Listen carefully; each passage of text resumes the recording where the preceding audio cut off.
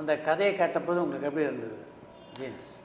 இது ஒரு என்னென்னா சார், சங்கர் சார் வந்து என்னென்னா ஒரு கிராஃபிக்ஸில் கொஞ்சம் கொஞ்சமாக அவர் வந்து ஒவ்வொரு கட்டமாக வளர்ந்து வந்துக்கிட்டே இருந்தார்.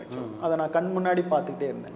ஏன்னா வந்து ஜென்டில்மேன் அப்போ ஒரு சின்ன ஆரோ வந்து பிரபுதேவா கண்ணிலேருந்து போகுது, குப்பை தொட்டியில் விழுது அப்படின்னு சொல்கிறப்ப அன்னைக்கு வந்து வெளியே போய் கிராஃபிக்ஸ் பண்ண முடியாது. இந்த எஸ்ஜே அசீம், சத்யநாராயணா அப்படின்னு அவங்கள தான் பண்ணணும். அப்போ தான் வெங்கின்னு ஒருத்தர் வந்து அபூர்வ சகோதரர்களில் வந்து அந்த கமல் சார் அந்த இதுக்கு பண்ணார் அப்படின்னா வெங்கி சார் ஃபஸ்ட்டு அறிமுகமானாங்க. ஸோ அப்புறம் கொஞ்சமாக காதலில் வந்து முகாபலா சாங்கில் எலும்புக்கூடு வளர்ச்சி, இந்தியனில் நேதாஜி சுபாஷ் சந்திர போஸ் 2 பேரும் ட்வின்ஸ் மீட் பண்ணுற இடத்துல ப்ளூ மேட்டு அப்படின்னு. இப்போ இந்த படத்தில் என்ன ஆயிடுச்சுன்னா 2 ஐஸ்வர்யா ராய், 2 பிரசாந்த், 2 நாசர்.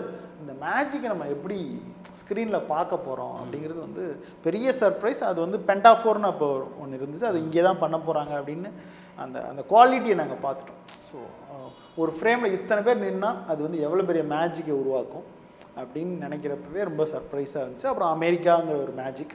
ஸோ ஒரு பெரிய கலர்ஃபுல்லான ஒரு ஃபிலிமாக அந்த படம் இருக்கும் அப்படிங்கிறத நான் நம்பணும் சார். பிரசாந்த் ஐஸ்வர்யா ராயோட அந்த படத்தில் பணியாற்றும் போது கிடைச்ச எக்ஸ்பீரியன்ஸை பற்றி சொல்லுங்கள். என்னென்ன சார், இப்போ வந்து பிரசாந்த் டைலாக் சொல்லிக் கொடுக்க முடியும், ஐஸ்வர்யா ராய்கிட்ட வந்து இங்கிலீஷ் ட்ரான்ஸ்லேட் பண்ணி சொல்லிக் கொடுக்க முடியும், கண்டினியூட்டி பார்க்குறது வந்து எல்லா வேலையும் நம்ம பார்த்தோம். ஸோ 2 பேர்கிட்டையும் நல்ல ரிலேஷன்ஷிப் இருந்துச்சு, நல்லா பேசுகிற ஒரு எல்லாமே இந்த அந்த ஏன்னா மொத்தமாக டீமில் நம்ம முன்னணியில் இருந்தனால எல்லாரோடையும் பழகிற அழகான வாய்ப்பு எனக்கு கிடச்சி.